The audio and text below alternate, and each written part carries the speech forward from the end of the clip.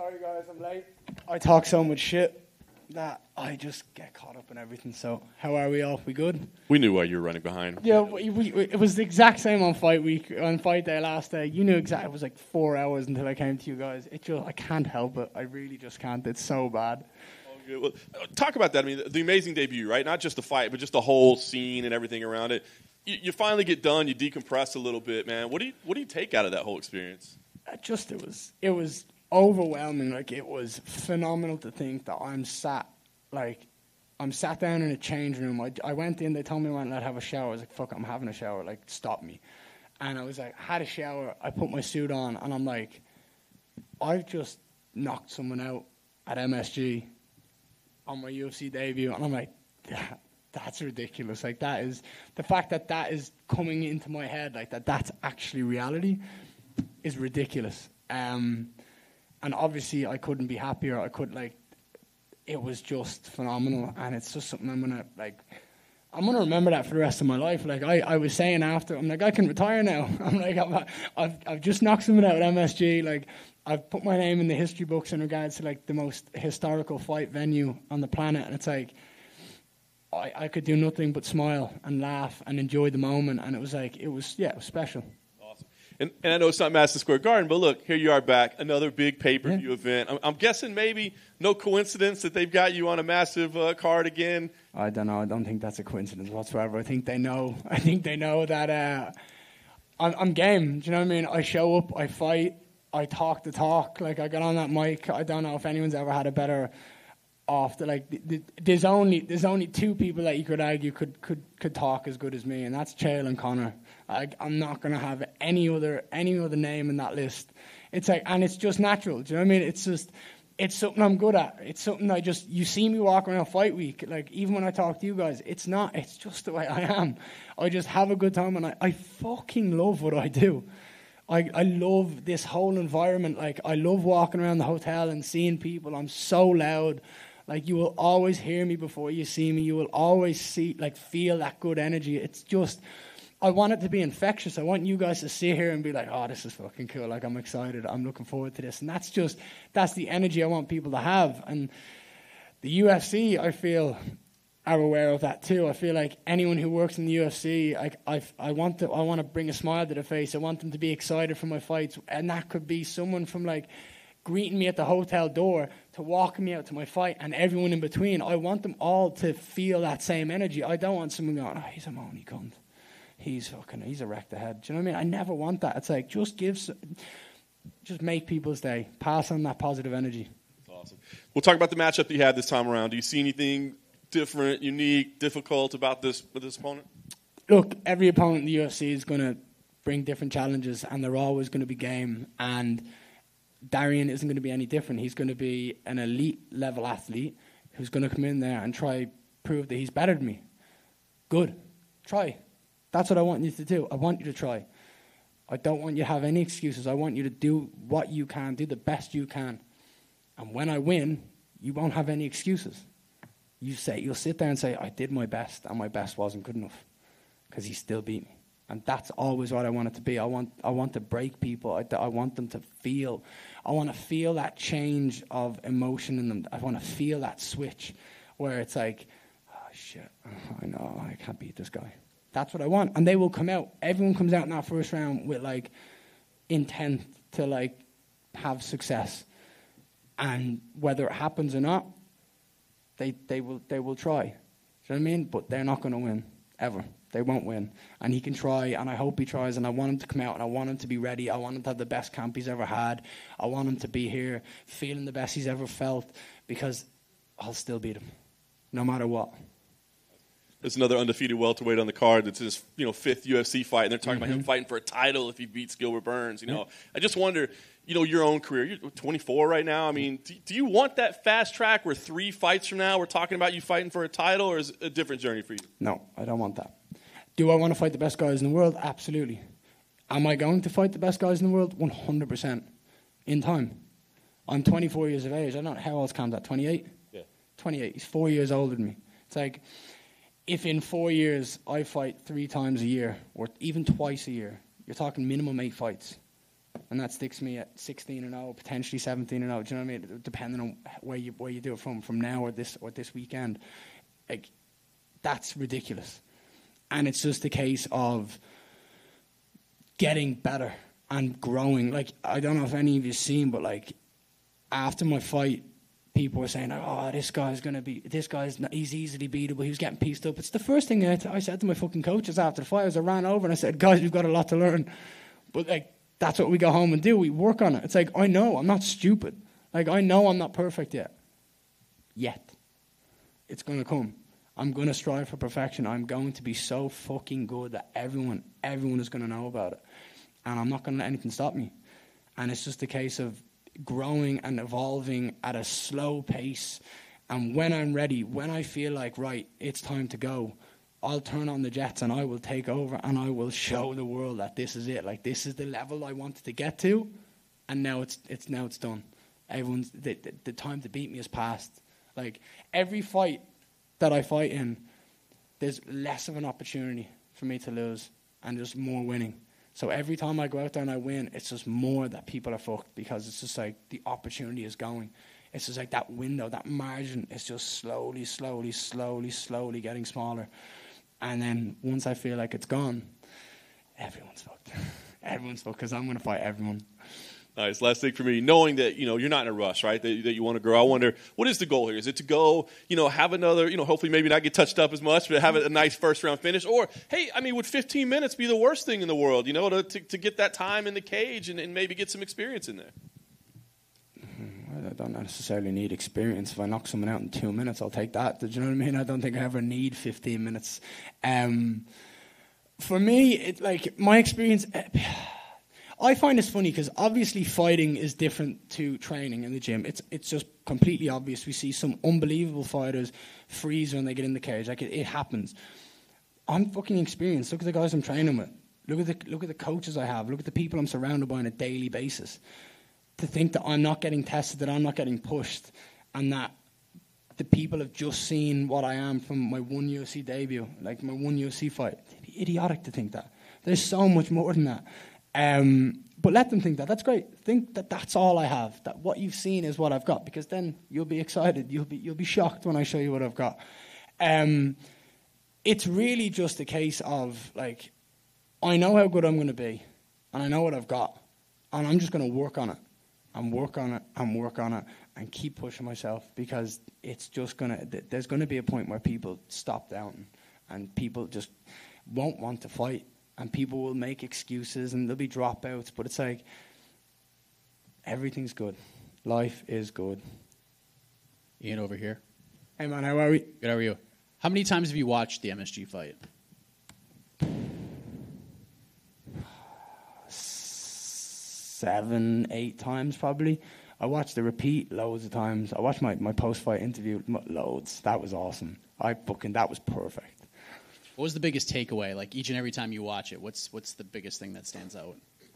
The biggest thing that stands out was, obviously, it was my UFC debut, and it was in the biggest card of the year, and it was at Madison Square Garden. And it's like, I don't know if anyone else has ever done that in the UFC. I don't know if anyone else has fought on the biggest card of the year for their debut in the biggest sporting venue in the world. Like, the most historical, I should say. But I don't know if anyone else has ever done that. And I went in there, and the moment I seen my name pop up on the LED screen going around Madison Square Garden, and I see Bruce Buffer, like, screaming my name with energy, I'm like, oh, fuck. This is where I dreamed of being. Like, this exact moment is the bit that I've dreamed of, is stepping into this octagon, the UFC gloves on, I've got the shorts on, I'm living that dream. Like, I've made it a reality. And it was just about, like, feeling overwhelmed and coming back down and focusing, because I was just so happy.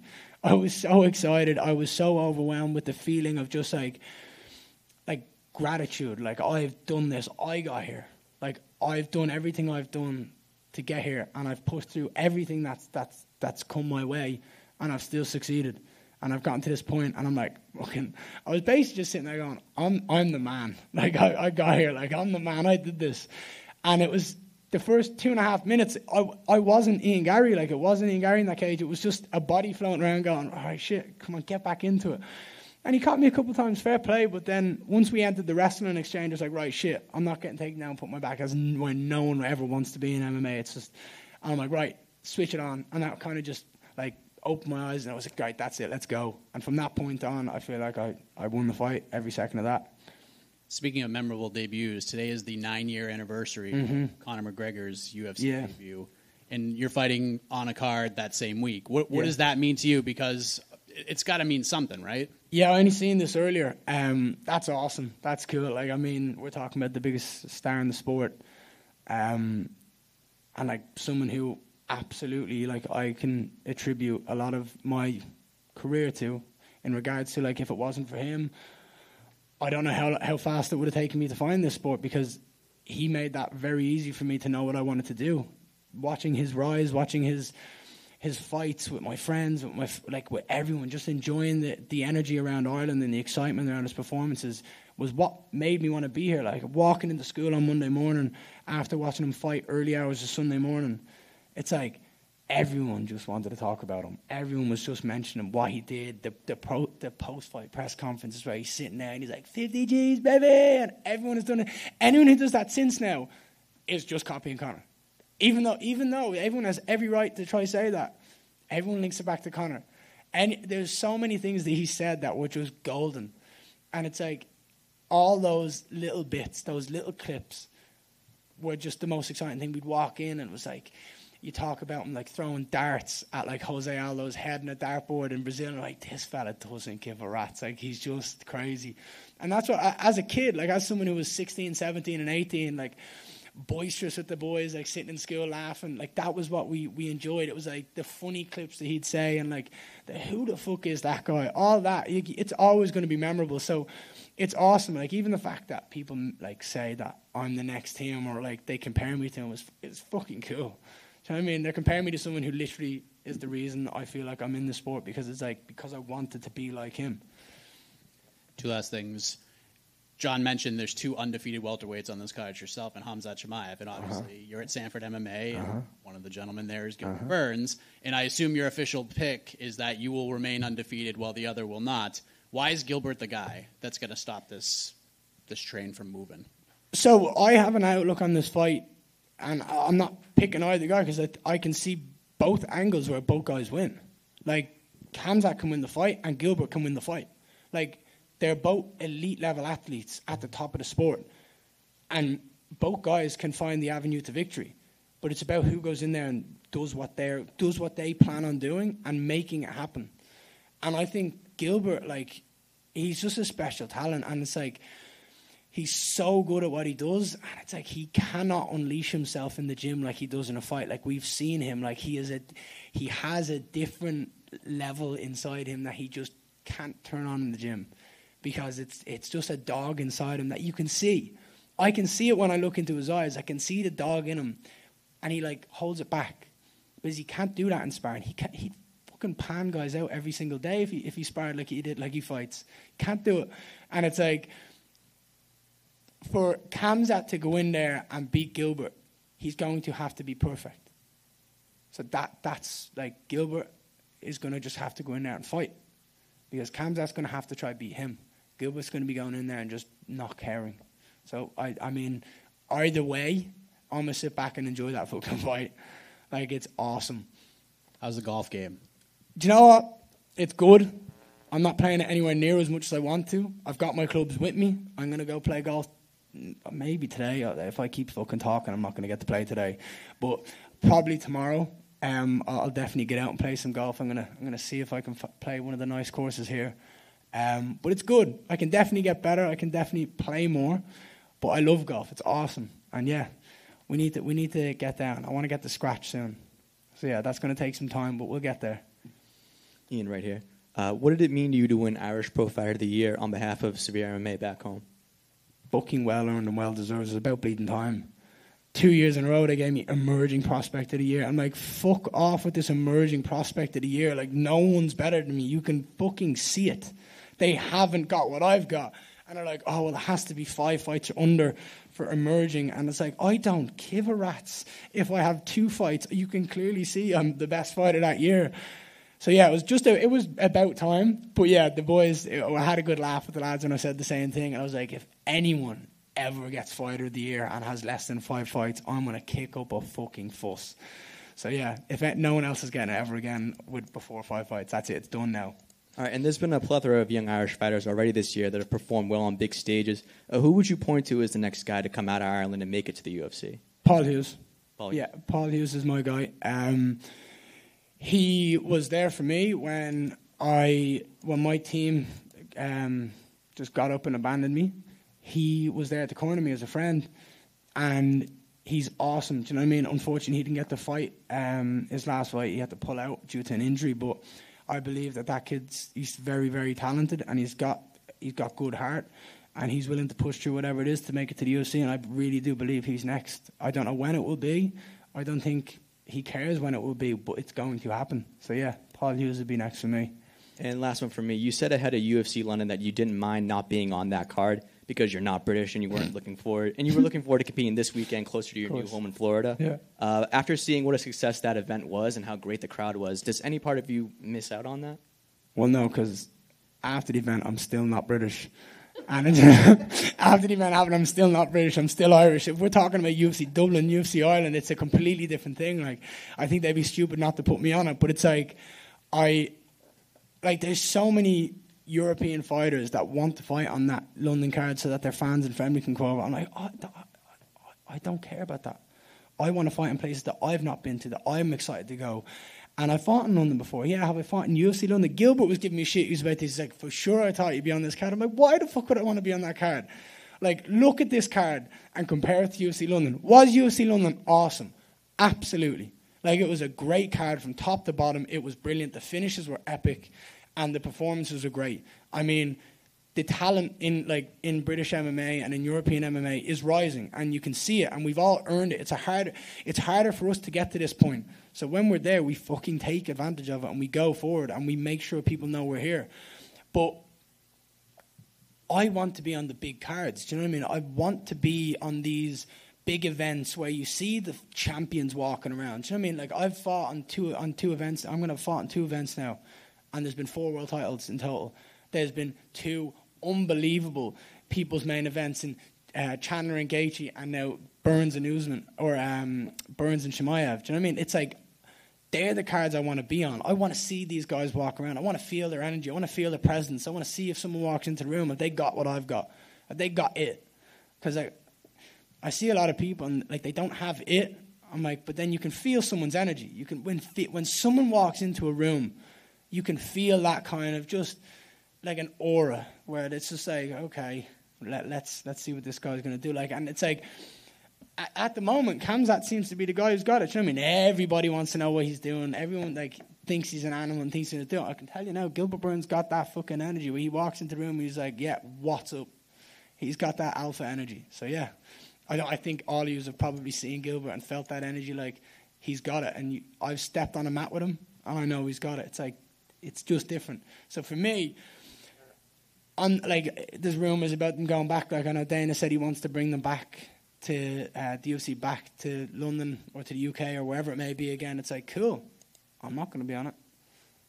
I'm not going to be on that London card. I'm going to fight in Vegas. That's where I want to fight next. I'm going to be on the Dublin card. If they fight in Dublin, I'll be there. That's what I want to do. I want to fight in these places. I want to travel the world and see these different venues and feel that energy of different cities. And yeah, I don't know. I just have no want. There's enough British talent to put them on a London card. Bring me to Ireland, put me on UFC Dublin. Bring me to Vegas, put me in a pay-per-view, International Fight Week, thank you. Put me on MSG. Actually, I'm not fighting in New York again. Taxes are ridiculous. Yeah, no, maybe not. We'll stay away from that. It's good to be in Florida for that. You know? Yeah, Florida's good. Vegas is good too. So yeah, let's make smart business decisions, right? We're a businessman now too. I've got to think about that as well. I've got to think of stuff other than just fighting. All right, thanks, Ian. Thank you so much. You want to avoid LA then? Fucking right, I do. Hey, look, I'll go to LA. It's cool, but I'm fighting there. Same thing. I've heard nothing but bad things about the taxes there. I'm like, fuck, shit. We done? Look, she's like, now, go. Right. Thank you guys so much. I appreciate it. I will see you guys on Saturday night after and finish within 8 minutes. Take care.